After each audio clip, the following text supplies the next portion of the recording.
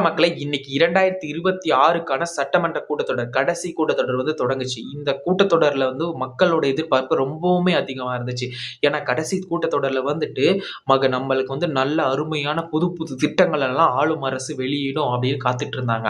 ஆனா அதே சமயத்துல வந்து பாத்தீங்கன்னா எப்பயும் போல ஆளுநர் வெர்சஸ் ஆளுங்கட்சி அந்த சண்டை இந்த டைமும் தொடங்கியிருக்குன்னு தான் சொல்லலாம்.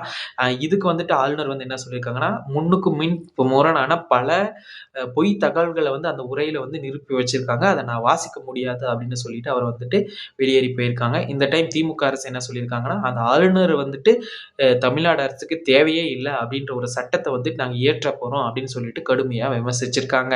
அதே சமயத்துல இப்ப வந்துட்டு புதுசா அரசியல் களத்துக்கு வந்திருக்க தளபதி விஜய் அவர்களுக்கு மேல மும்முனை தாக்குதல் வந்து நடந்துட்டு வருதுன்னு தான் சொல்லணும். ஒரு பக்கம் வந்து பாத்தீங்கன்னா ஜனநாயகன் படத்துக்கு இன்னுமே வந்துட்டு சென்சார் சர்டிபிகேட் இஷ்யூ பண்ணல. இன்னொரு பக்கம் வந்து பாத்தீங்கன்னா வருமான வரித்துறை வந்துட்டு அவர் மேல வழக்க தொடர்ந்து அது நீதிமன்றத்துல போயிட்டு இருக்கு. இன்னொரு பக்கம் வந்து பாத்தீங்கன்னா கரூர் துயர சம்பவத்தோட சிபிஐ விசாரணை ஒரு பக்கம் போயிட்டு இருக்கு அப்படின்னு சொல்லிட்டு 3 பக்கமும் விஜய் அவர்களை நெருக்கிட்டு இருக்காங்க. அதே சமயத்துல காங்கிரஸ் எதிர்கட்சி தலைவர் ராகுல் காந்தி வந்து என்ன சொல்லியிருக்காங்கன்னு வந்து பாத்தீங்கன்னா ஜனநாயகனுக்கு இன்னும் சென்சார் சர்டிபிகேட் இஷ்யூ பண்ணாதது ஜனநாயக படுகொலை, தமிழ்நாடு மக்களுக்கு கருத்துரிமையை பலிக்குது பிஜேபி அப்படின்னு சொல்லிட்டு தாக்கியிருக்காரு பிஜேபியை. இதன் மூலமா அவர் தாவேக்காவுக்கு சப்போர்ட் பண்றதுனால நம்ம தமிழக அரசியல் களத்துல தாவேக்கா வெர்சஸ் டிஎம்கே அப்படின்ற ஒரு கண்ணோட்டத்துல தான் தாவேக்காவினரும் அருகுறாங்க, டிஎம்கேவும் அருகுறாங்க. ஆனா காங்கிரஸ் வந்து இப்ப டிஎம்கே கூட்டணியில் இருந்துட்டு தாவேக்காவை சப்போர்ட் பண்றது வந்துட்டு ரொம்பவுமே கூட்டணிக்குள்ள சலசலப்பை ஏற்படுத்தியிருக்கு அப்படின்னு அரசியல் விமர்சகர்கள் சொல்லிட்டு இருக்காங்க. மேலும் வந்துட்டு இந்த தாவேகா கூட்டணிக்கு காங்கிரஸ் வர்றதுக்கான வாய்ப்புகளும் அதிகரிச்சிருக்கு.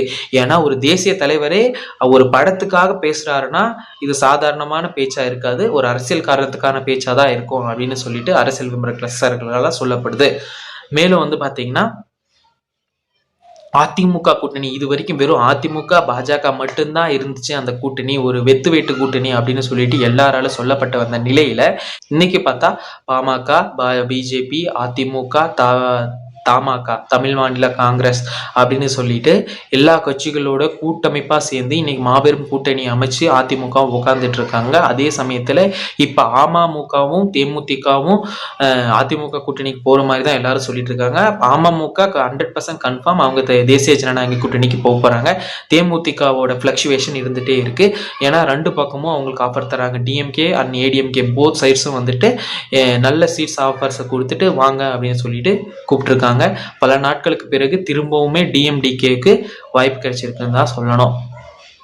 இப்படி வந்துட்டு அரசியல் களமே மும்முனை போட்டியா போயிட்டு இருந்த சமயத்துல நாதாக்கா வந்துட்டு அதாவது நாம் தமிழர் கட்சியும் வந்துட்டு நாங்க என்ன சும்மாவா அப்படின்னு சொல்லிட்டு இன்னைக்கு கிட்டத்தட்ட 70 சட்டமன்ற வேட்பாளர்களை வந்துட்டு ஆல்ரெடி நம்ம சீமான் அண்ணா வந்து வெளியிட்டிருக்காரு. இப்ப பார்த்தா தமிழ்நாடு அரசியல் களமே வந்துட்டு ரொம்பவுமே சூடா இருக்குன்னு தான் சொல்லணும்.